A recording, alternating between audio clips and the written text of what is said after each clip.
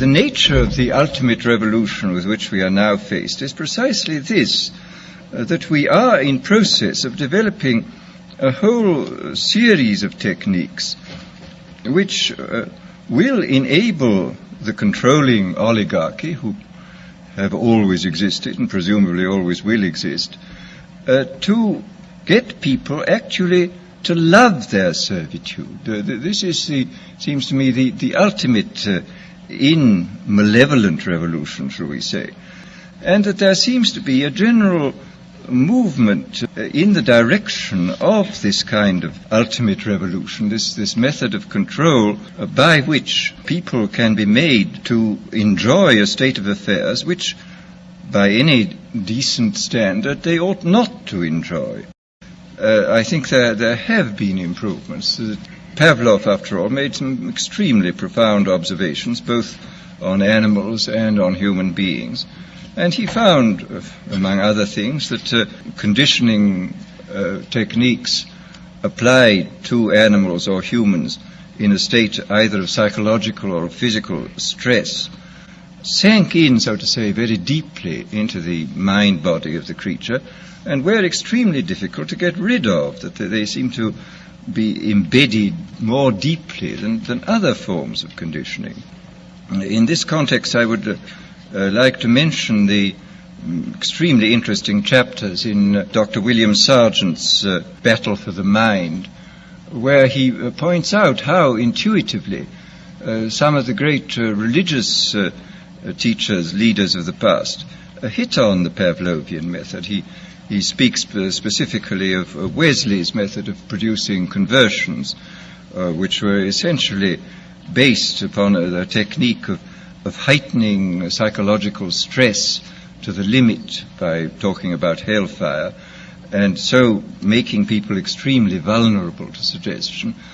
We now know the reason why these techniques worked, and there is no doubt at all that we can, if we want to, carry them much further than was possible in the past. And of course, in the recent history of brainwashing, both as applied to prisoners of war and to the lower personnel within the Communist Party in China, we see that the Pavlovian methods have been applied systematically and evidently with extraordinary efficacy. I mean, I think there can be no doubt that by the application of these methods, a very large army of totally devoted people has been created. The conditioning has been driven in, so to say, by a kind of psychological iontophoresis into the very depth of the people's being, and has got so deep that it's very difficult for it ever to be rooted out. And these methods, I think, are a real refinement on the older methods of terror, because they combine methods of terror with methods of acceptance. Well, then we come to the consideration of other techniques, of non-terroristic techniques for inducing consent and for inducing people to love their servitude. First of all, there are the methods connected with straight suggestion and hypnosis. I think we know much more about this subject than was known in the past. People, of course, have always known about suggestion, and although they didn't know the word hypnosis, they certainly practiced it. But we now, I think, know pretty clearly the sort of statistical structure of a population in regard to its suggestibility.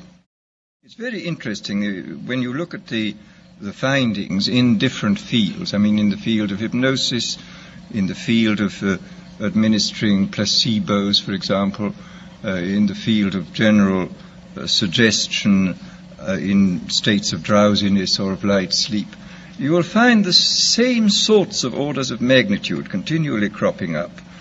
You will find, for example, that the experienced hypnotists will tell one that the percentage of people who can be hypnotized with the utmost facility, just like that, is about 20%.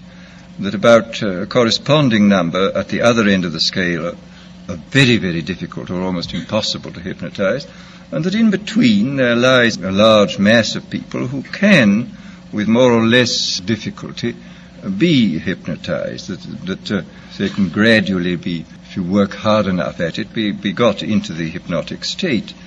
And in the same way, the same sort of figures crop up again, for example, in relation to the administration of placebos. A big experiment was carried out 3 or 4 years ago in the General Hospital in Boston on post-operative cases.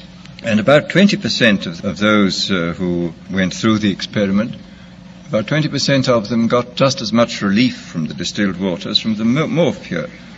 About 20% got no relief from the distilled water, and in between were those who got some relief or got relief occasionally. So here again we see the same sort of distribution.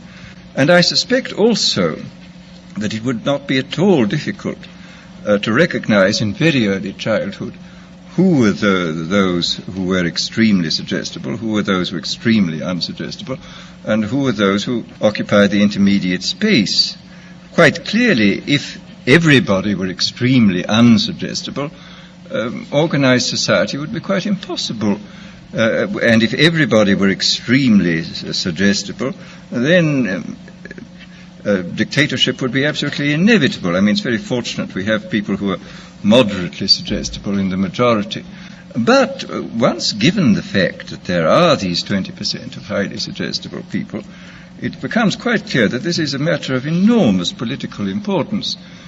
For example, any demagogue who is able to get hold of a large number of these 20% of suggestible people and to organize them is really in a position to overthrow any government in any country.